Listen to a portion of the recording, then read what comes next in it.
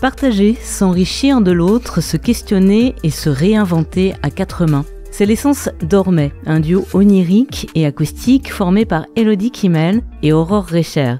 En opposition à une société de plus en plus numérique et artificielle, Ormet plaide pour l'authenticité. Dans un univers épuré, les deux jolies voix féminines naviguent à travers le tumulte des émotions, guidées par les notes de piano et de guitare. Que les mots soient en français ou en anglais, on se laisse volontiers porter par la sincérité de ces deux artistes que nous avons le plaisir d'accueillir dans notre studio aujourd'hui. Bonjour Aurore et Élodie. Bonjour. Alors Élodie, vous avez un parcours musique plutôt classique, on va dire pour résumer, comparé à Aurore, autodidacte qui s'est plutôt illustrée dans le rock et la pop. Est-ce que vous pouvez nous expliquer ce qui vous a donné envie de réarranger vos répertoires respectifs à quatre mains ?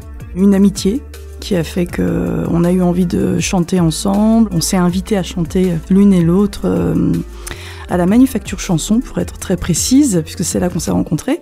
Et ensuite, on s'est revus, on est partis en vacances ensemble pendant le premier confinement, ou juste après le premier confinement.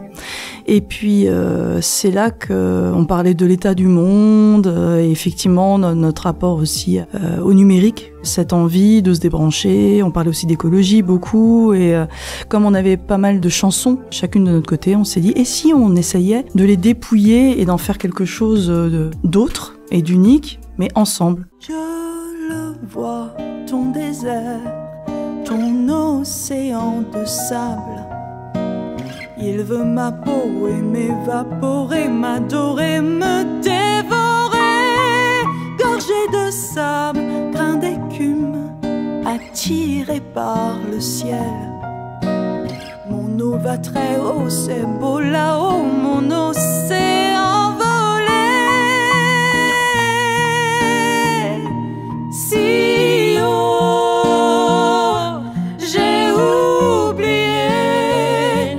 Pourquoi chercher à faire comme les vagues sur la mer? Se mélanger au ciel et perdre pied sur terre. Alors c'est toujours délicat de trouver un nom pour se produire. Pourquoi avoir choisi de faire écho à l'orme, un arbre qui, je voudrais pas étaler ma science, mais qui quand même, à travers l'histoire, a eu beaucoup de symboliques différentes, la sagesse, la noblesse, la générosité, le féminin ou encore le sacré. Ça a été d'ailleurs de la part d'Aurore comme un jonglage de lettres liées à nos deux prénoms en fait. Elle a joué avec des parties de nos prénoms et finalement en sont sorties donc des possibilités. Et une des possibilités c'était l'Ormet avec un L accroché au reste du mot. Et quand on a vu qu'il y avait dans l'Ormet le mot Ormet, on s'est dit que ça faisait sens à tous les niveaux puisque on voulait justement donc un rapprochement de la nature avec la nature, une sobriété, évidemment un penchant vers la transition écologique marqué dans notre démarche commune en fait, ensemble. Et puis aussi ce côté fusionnel en fait, de fusionner les sonorités de nos deux prénoms et d'en faire une nouvelle entité qui font que nos deux fortes personnalités artistiques se fondaient ensemble pour devenir quelque chose de un peu plus transcendant peut-être, enfin en tout cas différent comme Aurore disait plus tôt. I woke up in the dawnlight. I looked for you before the depth of night.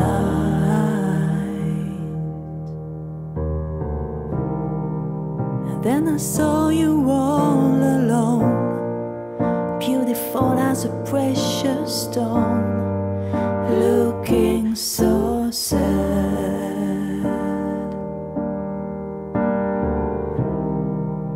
Feeling deep down in my heart what it costs to be apart, missing us so bad.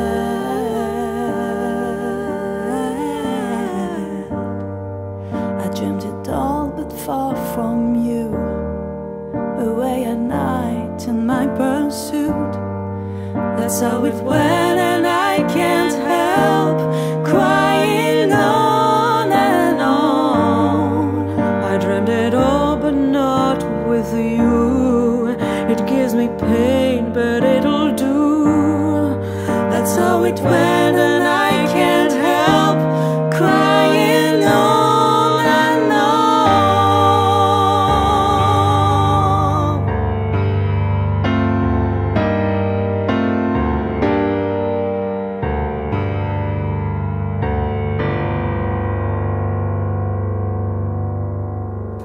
Que ce soit dans votre nom donc, mais aussi dans vos paroles ou dans les images de vos clips, la nature est très présente.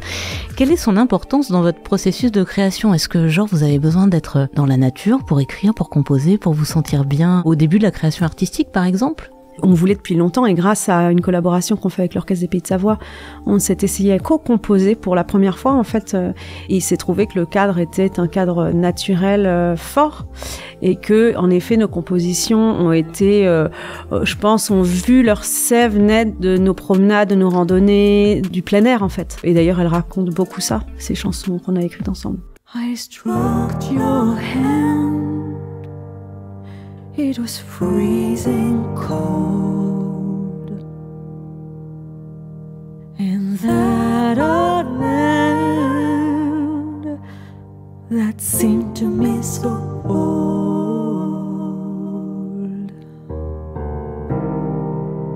Then you vanished and disappeared. My dreams sometimes get weird, but they feel so true.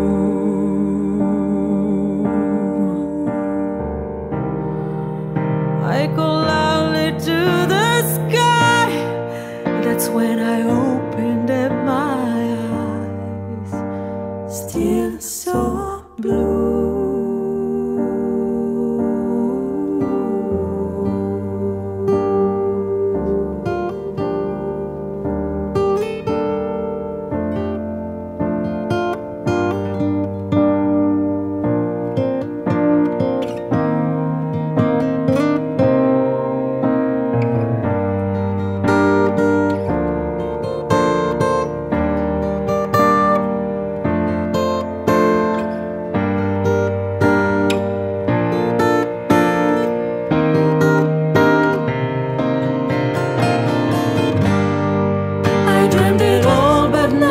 With you, it gives me pain, but it'll do.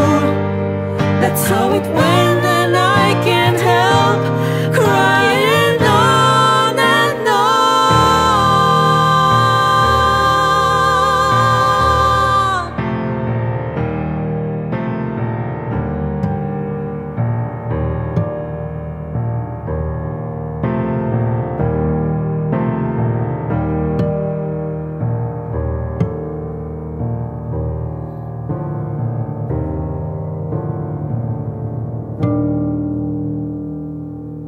Souvent, j'ai remarqué que vous choisissez de sortir vos nouvelles chansons pour les solstices ou les équinoxes. J'imagine que c'est pas un hasard. Est-ce que vous pouvez nous expliquer ce que ça symbolise pour vous? On trouvait ça beau et aussi symbolique. Il y a aussi cet attrait qu'on peut avoir, même indépendamment. Quand on s'est rencontrés, on s'est aussi rencontrés et retrouvés sur notre intérêt vers une forme de spiritualité, et donc qui est souvent reliée à des choses, par exemple à des fêtes païennes ou au respect en tout cas des cycles naturels, etc.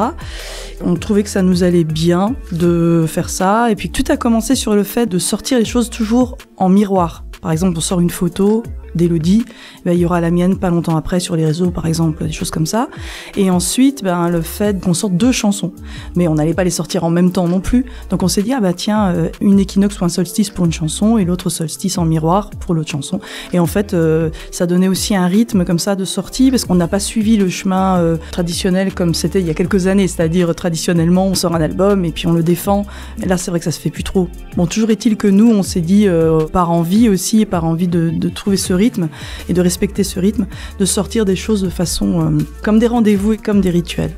On essaye de poétiser, féminiser, de toute façon par la force des choses, et de rendre mystérieux et impalpable ce rituel-là, c'est-à-dire faire référence en même temps à plein de choses et à rien, pour que les gens décrochent en fait, et puis que tout ce qui est de l'ordre de la complexité et du mystère de l'existence puisse apparaître en fait. C'est d'ailleurs un des derniers concerts qu'on a fait cet été dans une chapelle au Boucher-Montchervin en Savoie. Un membre du public était perturbé de ne pouvoir mettre aucune référence. Et il disait mais on peut pas estampiller votre concert. Il dit mais justement c'est ça qu'on cherche à faire. Voilà. C'est presque de la simplicité complexe. Peut-être.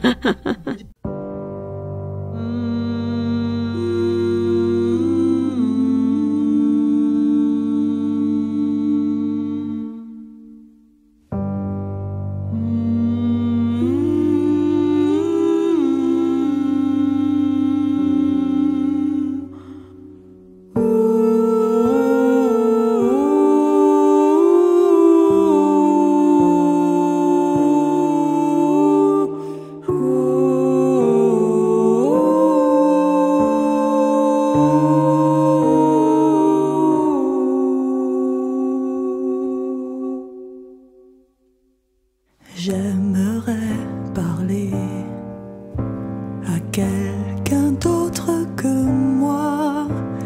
J'aimerais ne pas entendre l'écho de mes pas.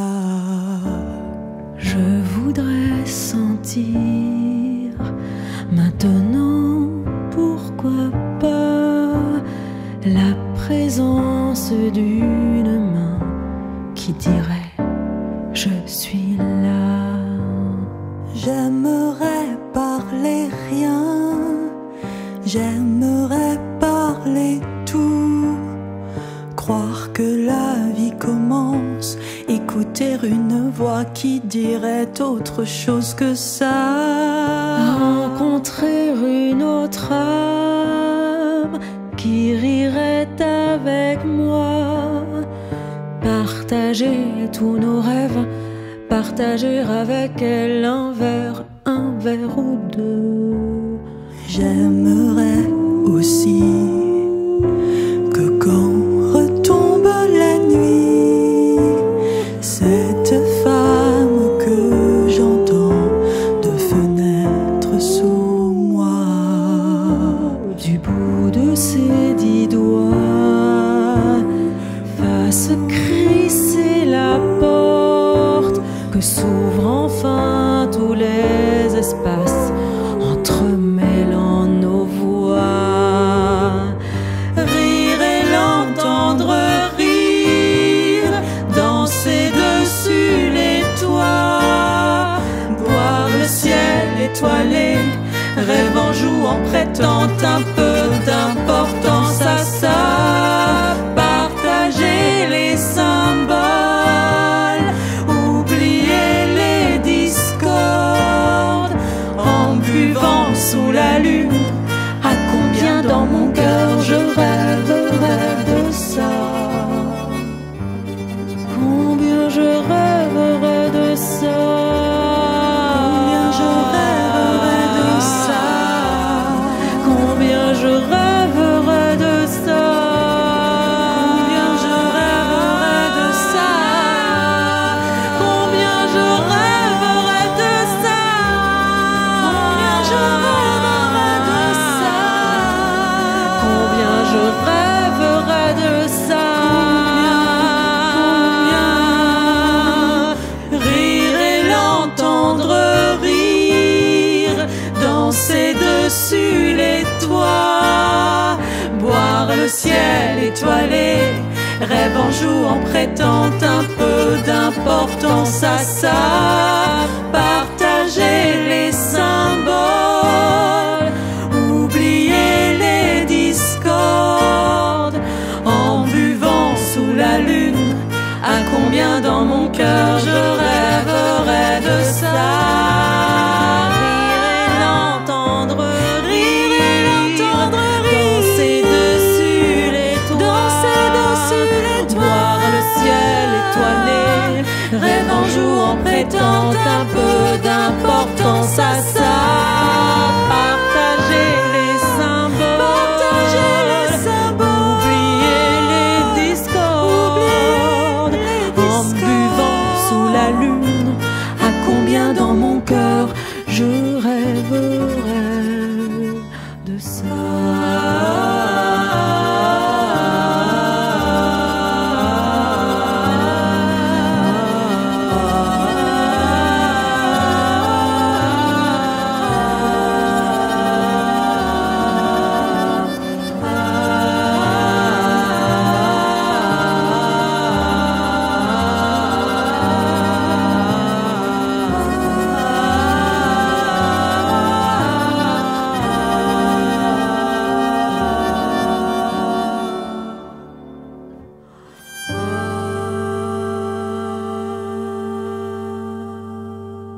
Les chansons qui composent votre répertoire actuellement, Aurore et Élodie, font écho à la nature, donc on en a largement parlé, mais aussi à la solitude ou encore à la révolte. En fonction de quels critères vous choisissez les titres que vous allez réarranger ensemble ? Moi, j'ai l'impression que c'était vraiment de l'ordre de la conversation, comme ça l'est depuis le début. En fait, vraiment, notre duo, c'est d'abord une conversation qui a commencé à la Manufacture, qui a continué après ce premier confinement, et puis ce qui fait qu'on n'est pas du tout dans le calcul. En fait, on se présentait spontanément ce que l'une et l'autre, chacune sentait, et l'autre répondait spontanément à ça, si oui ou non, ça résonnait pour elle. Peut-être qu'à partir de maintenant, bien, de toute façon, on se laisse toujours des petits peut-être, parce que sinon la simplicité complexe disparaît. Mais bon, pour l'instant, on est plutôt dans l'idée d'être dans la co-composition maintenant, donc on n'en est plus tout à fait à se proposer des chansons, même si ça pourrait arriver de nouveau. Donc en fait, c'est plus dans nos conversations de dire « Ah oui, tiens, ah oui, ben ça pourrait être sympa, on pourrait essayer ». Puis on a aussi essayé beaucoup de choses. Et des choses qu'on a essayées puis qui finalement n'ont pas encore ou pas du tout vu le jour dans l'arrangement qu'on essayait de faire. J'ai bien peur de voir se fissurer le miroir cachant la vérité. J'ai bien peur de rester le ventre creusé de regrets quand je n'aurai plus l'âge de faire le voyage. En terrain d'élite, ton nom résonne tout bas.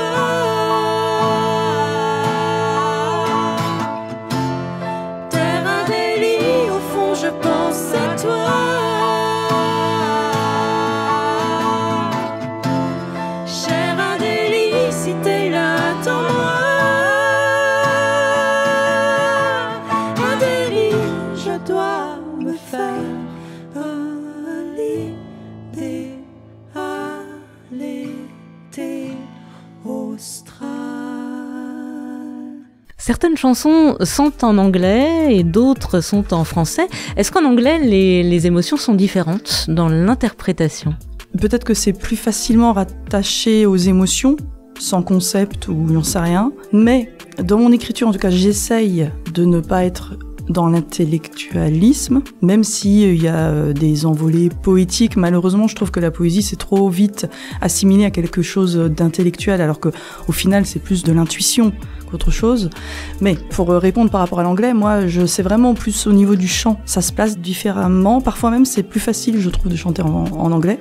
En ce qui me concerne, en tout cas, c'est pas un rapport avec le sens. Parce que j'essaie quand même de comprendre ce que je chante de toute façon. Je vais y mettre, je pense, les mêmes intentions, mais ça va pas forcément sortir de la même manière vocalement, finalement.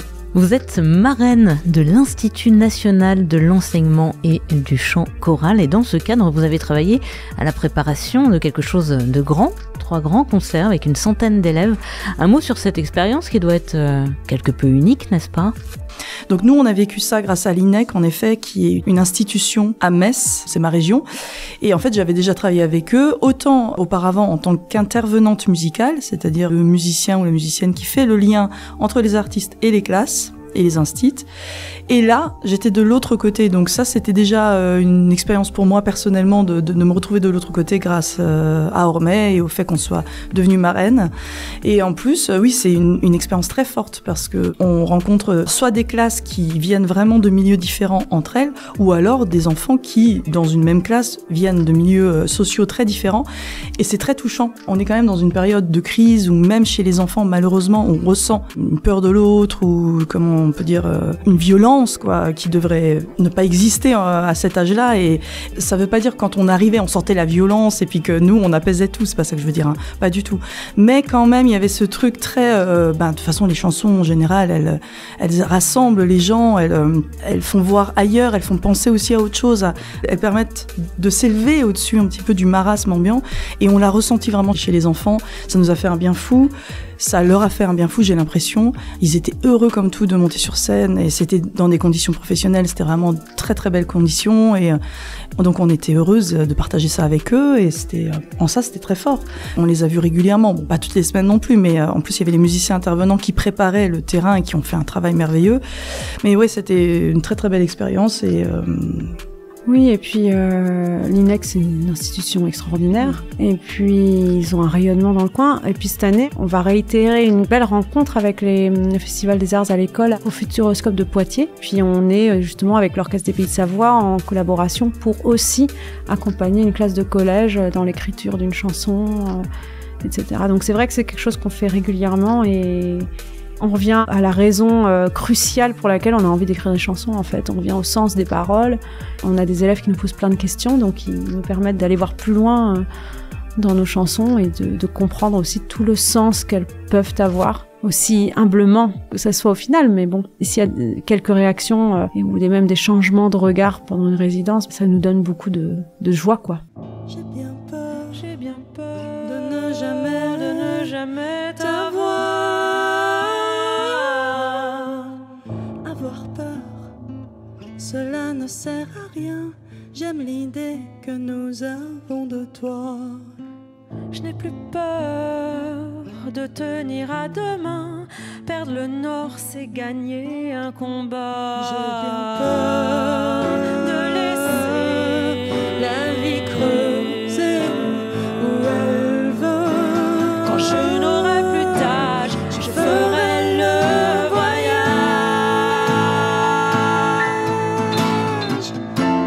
En terre Adélie, ton nom résonne tout bas.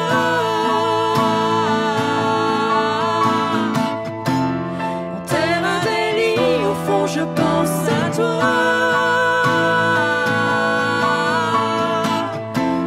Chère Adélie, si t'es là, attends-moi. Adélie, je dois me faire à l'idée, à l'été austral. L'idée à l'été austral.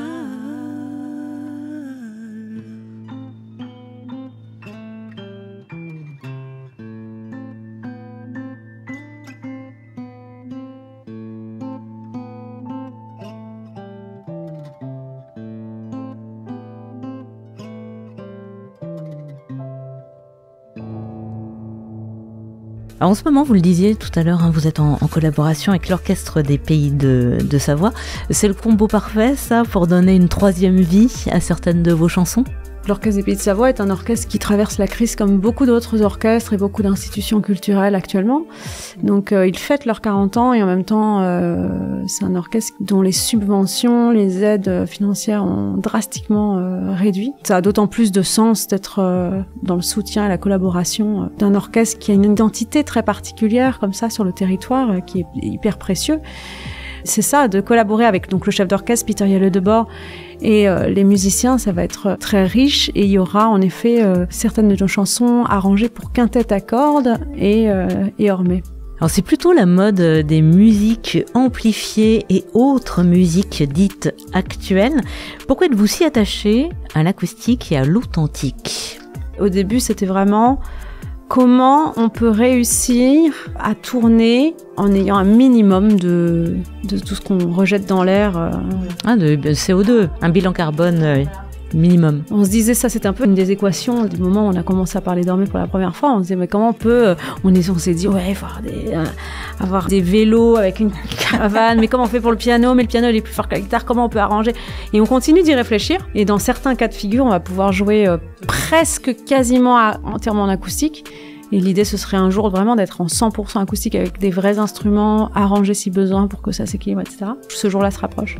Donc ça, c'est une des premières raisons, en fait. Et puis ensuite, c'est nos sensibilités se complètent étonnamment bien. Oui, c'est une amitié, mais quand je dis étonnamment, c'est qu'avec le temps, en fait, il y a vraiment une complémentarité et aussi parfois une similitude de sensibilité chez l'une chez l'autre. Et en fait, le travail de mélismes vocaux, c'est mieux que des machines, en fait. On est dans un truc qui est super organique, qui devient très sensuel en fait. On est dans le BPM, là. Ça c'était un débat qu'on avait, d'être au clic, et en même temps on a cette élasticité-là, on a cette souplesse.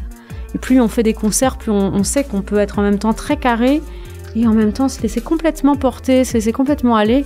juste parce que nos oreilles et nos voix se rencontrent et s'écoutent mutuellement, quoi. Comme une conversation, comme elle disait. En ce qui me concerne, moi je suis toujours très intéressée par la musique électro et tout ça, je fais toujours de la pop et du rock, et j'aime les musiques amplifiées aussi, mais Ormet a cette magie parce qu'en fait on s'est rencontrés sur ce besoin effectivement de se débrancher et puis de revenir à quelque chose, faire de la musique.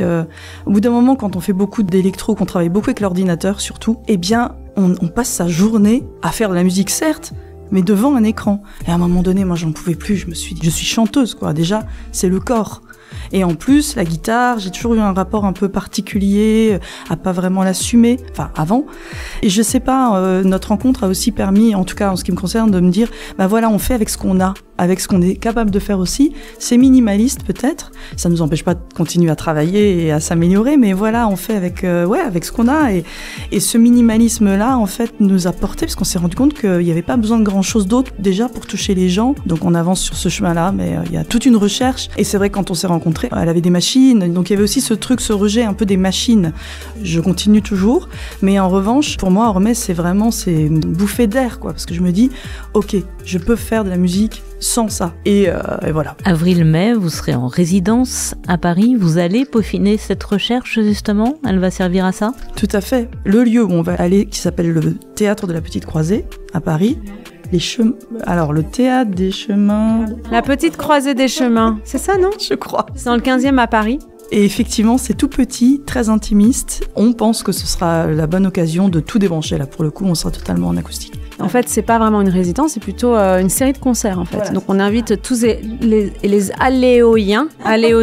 S'ils vont faire une balade à Paris en avril-mai, en fait, on jouera tous les samedis, tous les dimanches à 17h entre le 17 avril et le 25 mai 2025. Donc, tous les samedis, dimanches, juste après le goûter, juste avant l'apéro, une petite dose d'Ormet. Alors, on a des auditrices et auditeurs là, à Paris. 12 concerts, très bien. Avril-mai, on note. On va se quitter en musique avec une chanson que je crois, si mes informations sont bonnes, vous avez écrite, Élodie. Elle s'intitule Leçon d'histoire. Et je voudrais que vous m'expliquiez pourquoi elle colle parfaitement à votre duo. C'est difficile de dire pourquoi, peut-être qu'Aurore saurait dire, mais enfin, de toute façon, cette chanson, déjà une grosse interrogation métaphysique et philosophique sur la raison pour laquelle on apprend les choses par cœur, on les mémorise, comment la mémoire est quelque part incapable d'imprimer les après-traumas, de pas voir revenir la bête quand la bête revient, comme si le fait de changer de forme nous rendait aveugle. Et puis en ce moment même, l'histoire nous joue de nombreux tours et toutes les leçons d'histoire qu'on aura pu apprendre à l'école, au collège, au lycée et puis dans la vie, certes, il faut pouvoir débattre sur le passé. Le passé nous donne des éléments de réponse. Pourquoi on n'arrive pas à passer à autre chose, quoi? Et pourquoi on reproduit toujours les mêmes erreurs? C'est ça la grande question de cette chanson. Et pour revenir juste à ce qu'on disait par rapport aux enfants à l'INEC, l'un des moments forts du concert, parce qu'on a fait 3 concerts avec des classes différentes, mais à chaque fois c'était à peu près quand même le même programme. Et à chaque fois on invitait les enfants à chanter leçon d'histoire seuls. On les accompagnait bien sûr, mais vraiment juste les instruments et un petit peu de chœur. Mais c'est eux qui portaient le lead, et en plus avec une mise en scène qui faisait que c'était vraiment les enfants comme ça, très sérieux, très solennels, qui regardaient le public, composé des parents et donc des adultes aussi, qui disaient quand est-ce que vous retenez vos leçons d'histoire, vous les adultes, quoi. Et c'était hyper fort, autant pour le public que pour eux, que pour nous, que pour tout le monde. C'était un moment fort du concert, et j'aime beaucoup cette chanson, et quand elle me l'a proposée, j'ai dit bah oui. Et on l'écoute pour terminer cette émission, Leçon d'histoire par le duo Ormet. Merci beaucoup à Élodie et Aurore. Et vous pouvez vous renseigner sur Ormet. Tapez les mots-clés dans votre moteur de recherche Ormet, O-R-M-A-I-E, duo. Et puis, on se quitte en musique. Merci. Merci Sandra. Merci.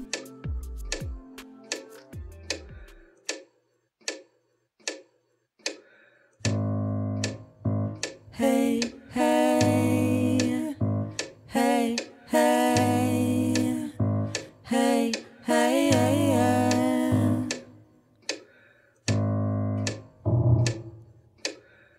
Apprenons nos leçons d'histoire, les noms, les dates, les faits, les lieux et les regrets. Apprenons nos leçons d'histoire,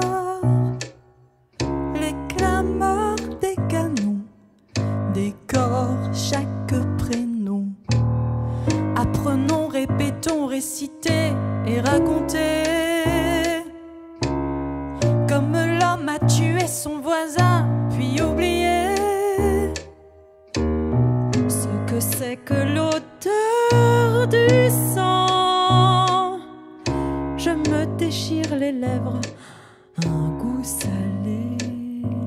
Hey, hey, hey, hey, hey, hey, hey.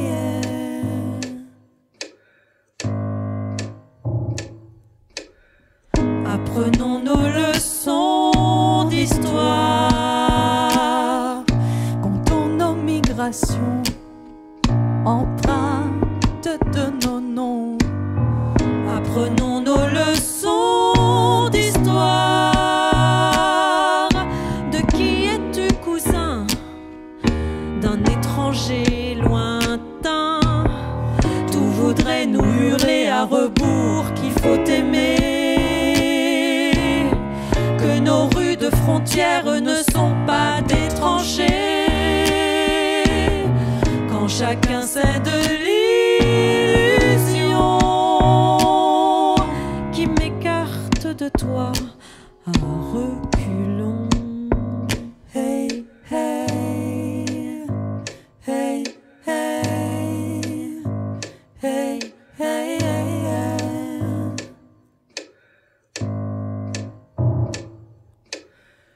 Apprenons nos leçons d'histoire. Les guerres sont toutes les mêmes, de cœur indifférentes. Apprenons nos leçons d'histoire, boursoufler des progrès, de feinte humanité. Les mots haine et amour comme des coques vidées. Les écrivains sont-ils vains et nous carnassiers? À quoi sert la mémoire? Dis-moi, toi qui nous vois de haut, mon dulciné. Chaque mot est maudit quand il est si creux de sang.